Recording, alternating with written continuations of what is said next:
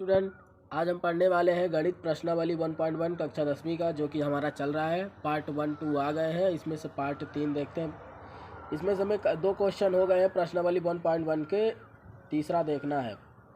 तीसरा लिखा, अभाज्य गुणनखंड विधि द्वारा निम्नलिखित पूर्णांकों के HCF और LCM ज्ञात कीजिए।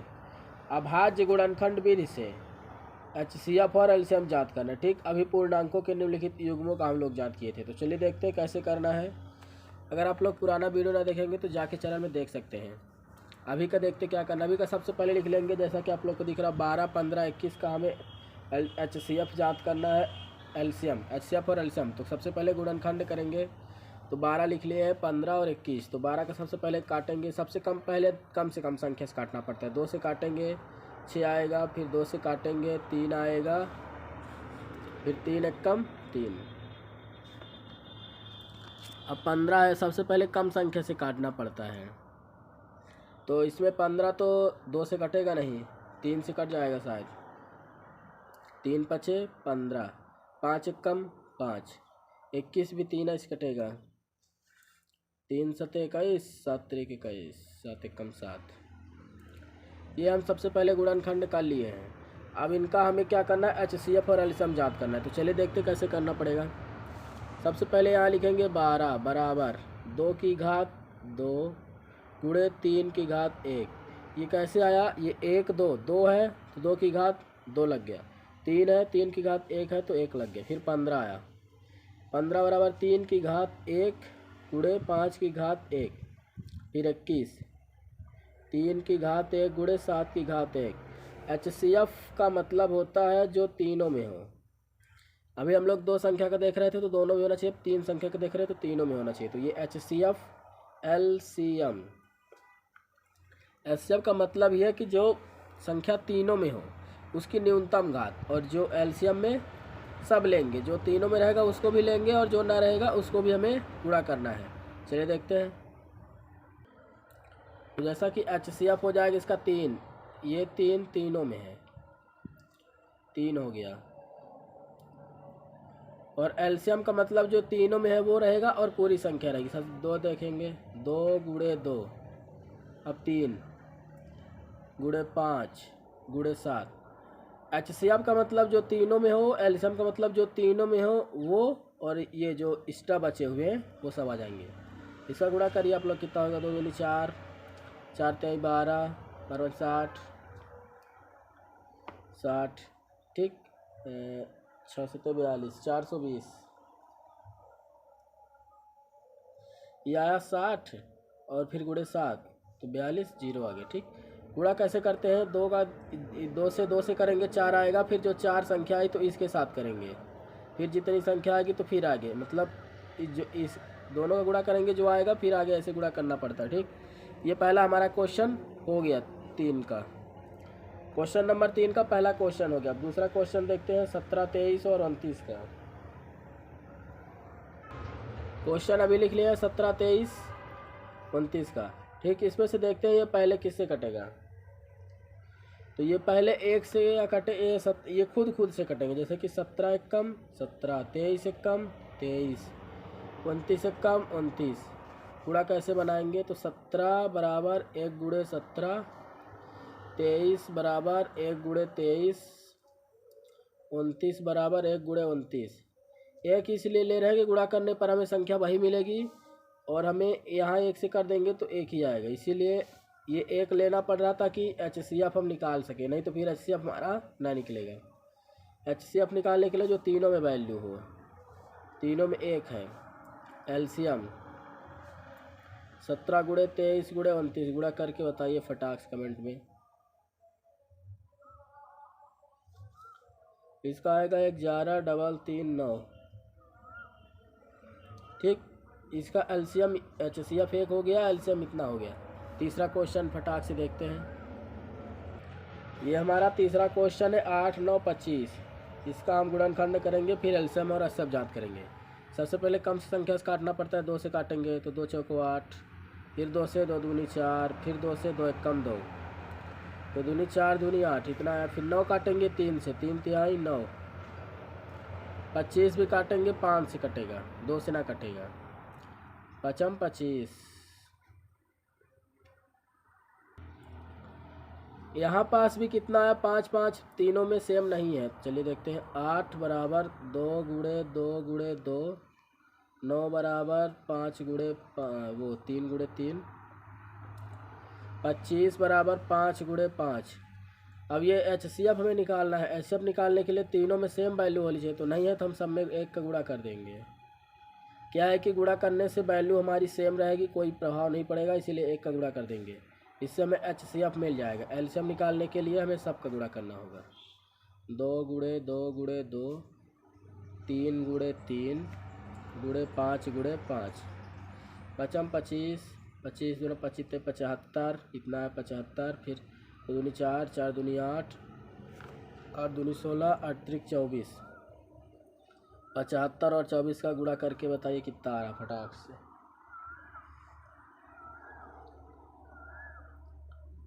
1800 आ जाएगा। क्वेश्चन 4, HCF 306 657 बराबर 9 दिया है। LCM 306 657 ज्ञात कीजिए। कैसे करना है हम देखते हैं। यह HCF का हमें मान 9 दिया है और LCM हमें ज्ञात करना है। सबसे पहले लिखेंगे दिया है प्रथम संख्या बराबर 306, द्वितीय संख्या बराबर 657। प्रथम संख्या है और द्वितीय संख्या, फिर HCF भी दिया है 9, LCM में ज्ञात करना है। लिखेंगे हम इसके आगे हम लिखेंगे हम जानते हैं प्रथम संख्या गुणे द्वितीय संख्या बराबर HCF गुणे LCM।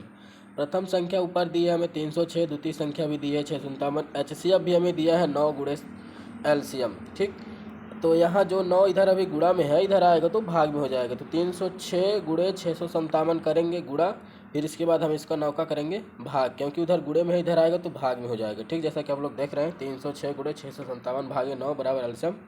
दोनों का गुणा करेंगे तो आएगा 20 10 42 भागे 9, फिर बराबर LCM। फिर दोनों का जब ये 20 10 42 में भाग दे देंगे 9 का तो आएगा 22,338 बराबर LCM।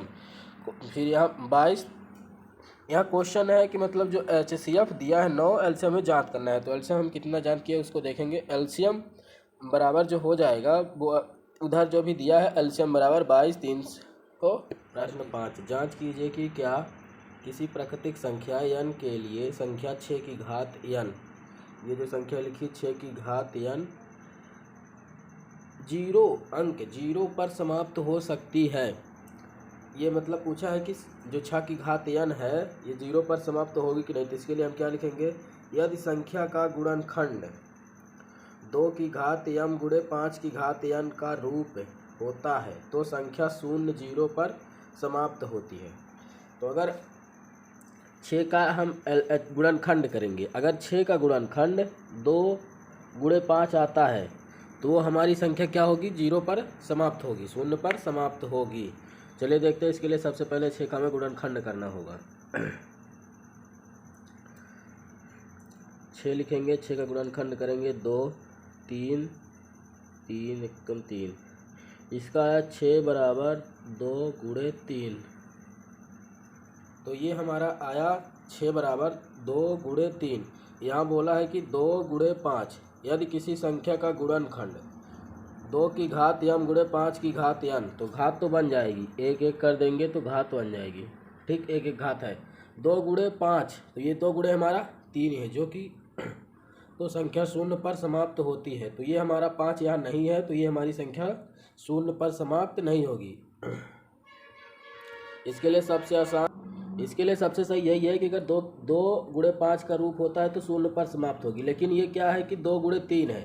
अगर यहाँ 10 हम ले लें एग्जाम्पल के लिए, तो ये 2, तो ये 5 5, ये क्या है 2 गुणे 5 जो कि इस तरीके का हो रहा है, तो ये 0 पर समाप्त होगी। लेकिन ये 2 गुणे 3 है तो ये 0 पर समाप्त, ये 0 पर समाप्त नहीं होगी। ठीक, आगे देखते हैं। ये एग्जाम्पल के बताया था जो कि हो जाएगा। अभी हमारा क्वेश्चन में 6 है तो 2 गुणे 3 है। ठीक, तो आगे देखते हैं क्या करना है और आगे। तो अभी यहाँ आगे लिखेंगे चूँकि 6 का गुणनखंड 2 गुणे m गुणे 5 की घात n का रूप नहीं है, जो भी मैं बताया था। ये क्या है, 6 वाला है।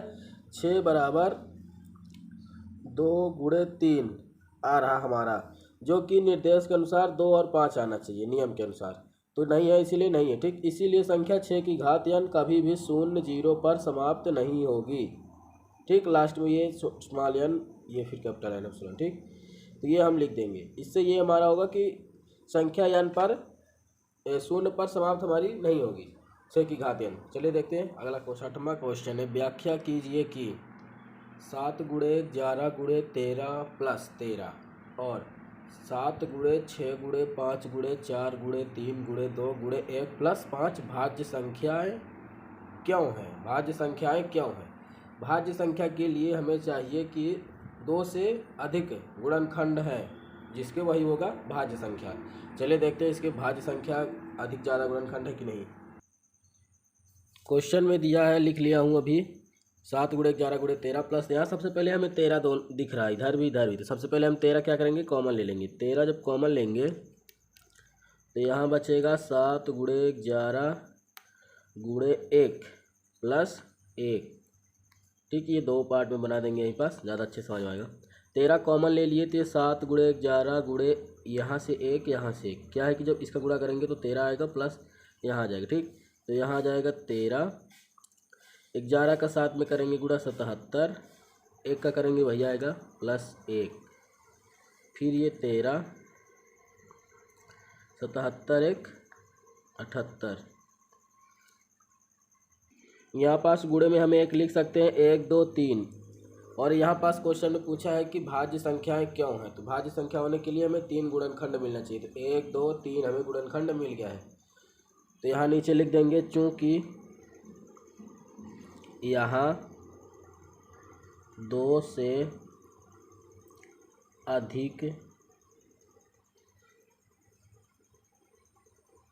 गुणनखंड है, इसलिए यह भाज्य संख्या, इसलिए यह भाज्य संख्या है। ठीक, अब इधर का देखते हैं। इधर भी हमें क्या करना है, सबसे पहले कॉमन ले लेना है। 5 यहाँ, यहाँ भी दोनों जगह है, 5 हम कॉमन ले लेंगे। यहाँ पास ही जोड़ दिया, 78 हो गया, गुणा 1 कर दिया अपने से, क्या है कि ज़्यादा हो जाएंगे। भाज्य संख्या 2 से अधिक होना चाहिए, जब 2 होंगे तब भाज्य नहीं होगा, इसीलिए हम 3 बना दिए हैं। इससे कोई प्रभाव भी नहीं पड़ेगा। यहाँ 5 कॉमन ले लेंगे, बचेगा 7 गुणे 6 गुणे 5, वो 5 की जगह 1 आ जाएगा, 4 गुणे 3 गुणे 2 प्लस 1, 5 बचा, 6 बचा, ओ सॉरी 7 6, 5 की जगह पे कॉमन आ गया, 1 आया, 4 3 2 1 ना लेंगे, कोई दिक्कत नहीं है, 5 आ जाएगा, 5 की जगह पे 1 आ गया। अब गुणा करेंगे 7 6 42। ठीक, गुणा करके अगर हम यहाँ पास ये वाला भी गुणा 1 ले लेंगे, यहाँ जैसे कि ये 5 में लिए हैं, 5 कॉमन जाने के बाद अगर 1 यहाँ भी है, अगर 1 यहाँ भी लिख लेंगे गुणे में, तो ये हमारा 5 जब गुणा करेंगे तो ज़्यादा हो जाएगा, इसीलिए यहाँ पास 1 छोड़ दिए, ये 1 कॉमन निकालने के बाद आ गया। तो यहाँ हो जाएगा 5 गुणे, इन सबका जब गुणा करेंगे तो आएगा 1008, या बोल सकते हैं 100 फिर 8। ठीक, प्लस 1 यहाँ पास रहेगा, ये हो जाएगा 5 गुणे 1009 गुणे 1 बना देंगे अपने से। ये हमारा 3 हो गया, जो कि भाज्य संख्या होने के लिए 2 से अधिक होना चाहिए। 2 से अधिक हो गए, 1 2 3 गुणनखंड हो गए, जिससे कि ये भी संख्या भाज्य संख्या है। तो यहाँ भी लिख सकते हैं कि चूँकि यह 2 से अधिक गुणनखंड है, इसीलिए संख्या भाज्य संख्या है। तो इस तरीके से हमारा क्वेश्चन 6वां भी हो गया। क्वेश्चन 7वां देखते हैं। नीचे लिख सकते हैं, अतः दी हुई दोनों संख्याएं भाज्य संख्याएं हैं। एक ये संख्या, दोनों संख्याएं भाज्य संख्या है। क्वेश्चन अब हम लास्ट देखते हैं, प्रश्नावली 1.1 के, जैसे कि आप लोग देख रहे हैं। 7वां क्वेश्चन, किसी खेल के मैदान के चारों ओर, जो एक खेल का मैदान होता है उसके चारों ओर एक वृत्तापथ है, वृत्ताकार पथ है, मतलब ऐसे गोला। इस मैदान लगाने में सोनिया को 18 मिनट लगते हैं। कहीं से शुरू करते हैं तो 18 मिनट सोनिया को लगते हैं एक चक्कर लगाने में, जबकि इसी मैदान पर एक चक्कर लगाने में रवि को 12 मिनट लगते हैं। मान लीजिए दोनों एक ही स्थान और एक ही समय पर चलना प्रारंभ करके एक ही दिशा में चलते हैं। किसी समय बाद में पुनः प्रारंभिक स्थान पर मिलते हैं। ये क्या बोलते हैं, सोनिया को 18 मिनट लगे और रवि को 12 मिनट लग रहे हैं एक ग्राउंड लगाने में चक्कर।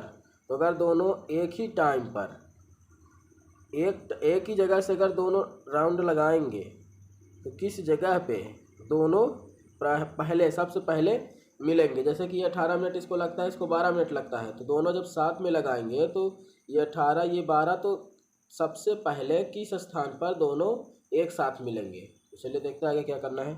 एलसीएम एचसीएफ ही निकालना पड़ता है, ये उसी का क्वेश्चन है। छोटा सा यहाँ दिया है, बना दिया है, क्योंकि सोनिया 18 मिनट में एक ग्राउंड का चक्कर लगाती है और रवि 12 मिनट में लगाता है। ठीक प्रश्नानुसार के अनुसार हमें जैसे कि एलसीएम एचसीएफ ही ज्ञात करना होता है, तो हमें यहाँ पास एलसीएम ज्ञात करना है। ठीक, एलसीएम कितना है 18 और 12 का, ये हमें ज्ञात करना है। इसके लिए सबसे पहले हमें क्या करना होता है, गुणनखंड करना होता है। तो 18 और 12 का गुणनखंड करके देखते हैं। 18 का गुणनखंड करेंगे तो 2 9 आ जाएगा, 3 3 3 1। और 12 का करेंगे, 2 आया तो 6 आएगा, 2 आया तो 3 आएगा, 3 1। ये हो जाएगा 18 बराबर 2 की घात 1 गुणे 3 की घात 2। 3 2 बार है तो 3 की घात 2। 12 बराबर 2 की घात 2 गुणे 3 की घात 1। हमें यहाँ एलसीएम निकालना है, तो एलसीएम बराबर एलसीएम जो हमारा एचसीएफ होता है वो दोनों में होता है लेकिन न्यूनतम घात लेता है, लेकिन हमें एलसीएम निकालने के लिए दोनों में होना चाहिए और अधिकतम घात होना चाहिए। यहाँ जो एलसीएम एचसीएम पहले निकालते थे वो वाला फार्मूला आ गया है। तो यहाँ एलसीएम हमें निकालना है। एलसीएम निकालने के लिए हम देखेंगे जो दोनों में हो भी तो बड़ी संख्या हो, इससे बड़ी घात हो। ये दोनों में है लेकिन ये घात 1 है तो इसको ना लेंगे, ये लेंगे, तो हो जाएगा 2 की घात 2। और इसमें 3 3 दोनों में है लेकिन घात इसकी बड़ी है, तो लेंगे 3 की घात 2। बराबर करके अगर इसको थोड़ी और लिख सकते हैं, क्या होगा, 2 गुणे 2 गुणे 3 गुणे 3। 3 तिहाई 9 को 9 को 9 9 दूनी 18, 18 दूनी 36। 36 मिनट बाद में लिख देंगे, तो लिख सकते हैं अतः वे पुनः 36 मिनट बाद प्रारंभिक स्थान। आगे आप लोग देख सकते हैं अभी जो हम क्वेश्चन किए, ये हमारा पूरा क्वेश्चन है। यहाँ पास देख सकते हैं सबसे पहले सोनिया बराबर 18 मिनट, रवि बराबर 12 मिनट, फिर यहाँ गुणनखंड निकाल दिए हैं दोनों का। प्रश्नानुसार एलसीएम में निकालना है, तो यहाँ दोनों का ले लेंगे। जैसे कि दोनों में जिसकी घात अधिक हो, दोनों एलसीएम हमें लेना पड़ता है। तो फिर इस तरीके से आगे 36 मिनट बाद वे पुनः प्रारंभिक स्थान पर मिलेंगे। तो वीडियो देखने के लिए धन्यवाद। अगर इसी तरीके का वीडियो देखना चाहते हैं तो चैनल को सब्सक्राइब कीजिएगा। कक्षा 10वीं का भी बता रहा हूँ, फिर इसके बाद 11th 12th का भी आएगा, जैसा कि आप लोग कक्षा 10वीं के हो तभी देख रहे हैं। तो वीडियो देखने के लिए धन्यवाद। मिलता है अगली वीडियो में, तब तक के लिए चैनल को सब्सक्राइब करिए।